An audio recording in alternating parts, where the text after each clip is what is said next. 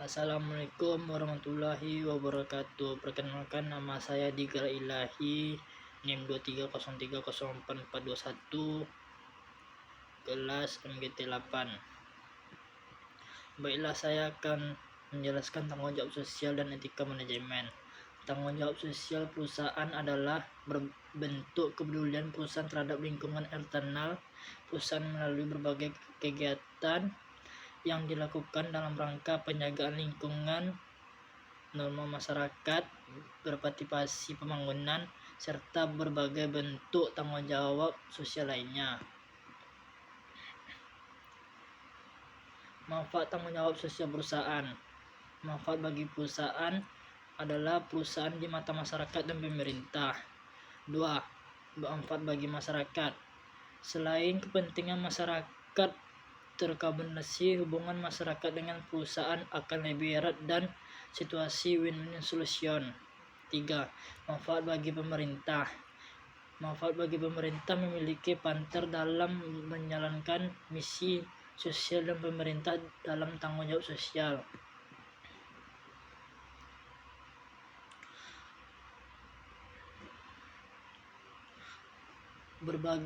Berbagai isu seputar etika manajemen. 1. Penggunaan obat-obat terlarang. 2. Pencurian oleh para pekerja atau korupsi. 3. Konflik kepentingan. 4. Pengawasan kualitas atau quality control. 5. Penyalahgunaan untuk informasi yang bersifat rahasia. 6. Penyelewengan dalam penyataan keuangan. 7.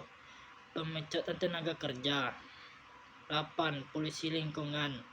9. Cara bersaing dari perusahaan yang dianggap tidak etis. 10. Penggunaan pekerja atau tenaga kerja di bawah umur. 11. Pemberian hadiah kepada pihak-pihak tertentu yang terkait dengan pemegang kebijakan dan lainnya sebagainya.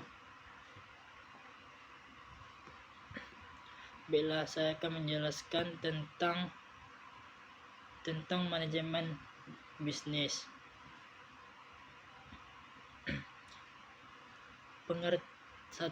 Pengertian organisasi. Organisasi adalah sekelompok orang yang bekerja sama dengan struktur koordinasional tertentu dalam mencapai angkatan tujuan tertentu. Sekumpulan orang-orang atau kelompok yang memiliki tujuan tertentu dan berupaya untuk mewujudkan tujuan tersebut melalui kerjasama. Pengertian organisasi. Pengertian organisasi adalah sekumpulan atau kelompok yang memiliki tujuan tertentu yang berupaya untuk mewujudkan tujuannya tersebut melalui kerjasama. Jenis-jenis organisasi. 1. Organisasi profit. Perusahaan besar, perusahaan manufaktur, bank umum, perusahaan asuransi, perusahaan retail, dan lain-lainnya. Perusahaan kecil. 1. Koperasi, perusahaan motivasional, dan lain-lainnya. Sumber daya organisasi. 1. Sumber daya manusia, sumber daya informasi, sumber daya fisik, sumber daya keuangan, sumber daya alam, dan lain-lainnya. Pengertian manajemen. 1. Manajemen adalah proses perencanaan, perorganisasi, pengarahan, dan pengawasan usaha-usaha para anggota organisasi dan penggunaan sumber daya organisasi lainnya. Pengertian manajemen. Pengertian manajemen adalah merupakan bidang pengetahuan berusaha secara sistematis untuk memahami dan bagaimana manusia bekerja sama untuk menghasilkan sesuatu bermanfaat bagi kemanusiaan. Profesi. 1. Manajemen sebagai profesi merupakan suatu bidang pekerjaan yang dilakukan oleh orang-orang yang memiliki keahlian dan keterampilan sebagai kader. Pengertian efektif dan efisien. Pengertian efektif dan efisien. Efektif dalam mengerjakan pekerjaan yang benar. Efisien mengerjakan dengan benar-benar. Fungsi-fungsi manajemen. 1. Planning, perencanaan. 2. Organisasi, penganisasian. Dan fungsi perencanaan, proses yang menyangkut upaya yang dilakukan untuk mengantisipasi kecenderungan di masa yang akan datang dan penentuan strategi dan taktik yang tepat untuk mewujudkan target dan tujuan organisasi. Fungsi pengarahan dan implementasi.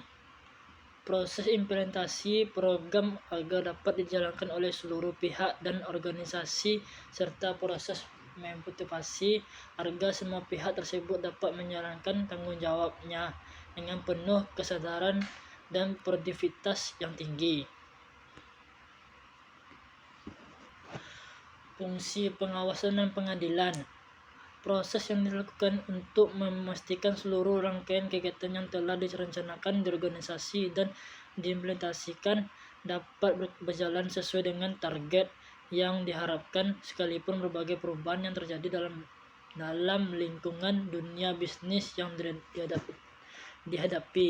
Fungsi operasional dalam manajemen. Fungsi operasional dalam manajemen. 1. Manajemen sumber daya manusia. 2. Manajemen pemasaran. 3. Manajemen operasional atau produksi. 4.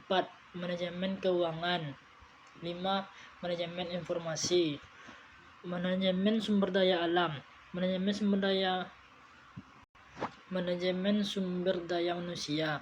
Manajemen sumber daya manusia adalah penerapan manajemen berdasarkan fungsinya untuk memperoleh sumber daya manusia yang terbaik bagi bisnis yang kita jalankan dan bagaimana sumber daya manusia yang terbaik terdapat dipelihara dan tetap bekerja bersama kita dengan kualitas pekerjaan yang senantiasa konstan ataupun bertambah.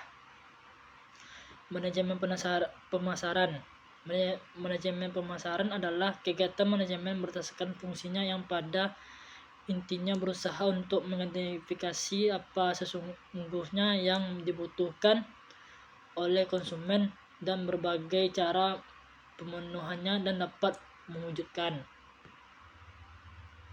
Manajemen produksi. Manajemen produksi adalah penerapan manajemen berdasarkan fungsinya untuk menghasilkan produksi yang hasil sesuai dengan standar yang ditetapkan berdasarkan keinginan konsumen.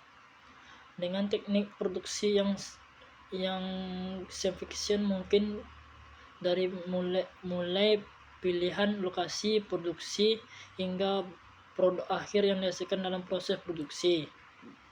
Manajemen keuangan. Manajemen keuangan adalah kegiatan manajemen yang berdasarkan fungsinya yang pada intinya berusaha untuk memastikan bahwa kegiatan bisnis yang dilakukan mampu mencapai tujuan secara ekonomis, yaitu diukur berdasarkan profit. Manajemen informasi. Manajemen informasi adalah kegiatan manajemen yang berdasarkan fungsinya yang padanya intinya berusaha memastikan bahwa bisnis yang dijalankan tidak mampu untuk terus bertahan dalam jangka panjang. Untuk memastikan itu, manajemen informasi bertugas untuk menyediakan seluruh informasi dengan kegiatan perusahaan baik internal maupun eksternal.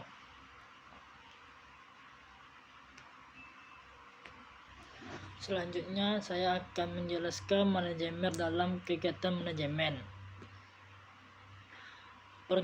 Pengertian manajer adalah orang yang melakukan kegiatan manajemen. Lebih lengkap lagi, manajer adalah individu yang bertanggung jawab secara langsung untuk memastikan kegiatan dalam sebuah organisasi dijalankan bersama para anggota dari organisasi. Keahlian manajemen. 1. Keahlian teknis. 2. Keahlian berkomunikasi dan berinteraksi. 3. Berinteraksi dengan masyarakat. 3. Keahlian konseptual. 4. Keahlian dalam pengambilan keputusan. 5. Keahlian dalam mengelola waktu. Keahlian tambahan bagi manajer. 1. Keahlian dalam manajemen global. 2. Keahlian dalam hal teknologi. Manajemen sen atau seni. Manajemen sebagai sen. 1. Pendekatan melalui tahapan sistematis berdasarkan keilmuan. 2. Umumnya memerlukan keahlian teknis, diagnostis, dan pengambilan keputusan. Manajemen sebagai seni. 1. Pendekatan melalui intuisi dan perasaan berdasarkan pengalaman. 2. Umumnya memerlukan keahlian konseptual, kreativitas, dan komunikasi interpersonal. Selanjutnya, materi mendirikan dan memperbarui organisasi. Bisnis kecil adalah bisnis yang dimiliki dan dikelola secara lokal, seringkali dengan jumlah karyawan yang amat sedikit bekerja di suatu lokasi. Kewirausahaan adalah kemampuan mengambil faktor-faktor tenaga kerja dan modal dan menggunakannya untuk memproduksi barang atau jasa. Manfaat kewirausahaan. 1. Pertumbuhan ekonomi. 2. Produktivitas. 3. Teknologi dan produksi dan jasa baru, perubahan pasar. Hambatan terhadap kewirausahaan. 1. Kurang konsep yang layak untuk berhasil. 2. Kurang mengenal pasar. 3. Kurang keterampilan teknis. 4. Kurang modal awal. 5. Kurang memahami seluk-beluk bisnis. 6. Mudah merasa puas dan tidak termotivasi. 7. Kelemahan sosial. 8. Pekerjaan terkunci atau borgo emas. 9. Tekanan waktu atau gangguan. 10. Hambatan legal, peraturan, dan birokrasi. 11. Perfeksionisme, monopoli. 12. Larangan paten. Konsep-konsep pengalaman organisasi yang diajukan oleh Peter Senge dan James Brinquin menggunakan teknik simpul ganda atau double loan. Pengalaman simpul ganda adalah pengalaman yang mengoreksi kesalahan dengan kembali ke belakang untuk meninjau nilai-nilai yang berdasari dan kebijaksanaan organisasi dalam proses pembuatan keputusan. 2. Pengalaman simpul ganda yang mengakui bahwa pekerjaan yang terlibat langsung dalam pekerjaan yang sebenarnya akan mempunyai penyelesaian yang lebih baik daripada manajemen. 3. Tipe pengalaman ini dapat mendorong kerja kelompok yang lebih banyak dan organisasi yang lebih efektif. Baiklah, sekian dari saya video yang saya buat. Saya ucapin terima kasih. Assalamualaikum warahmatullahi wabarakatuh.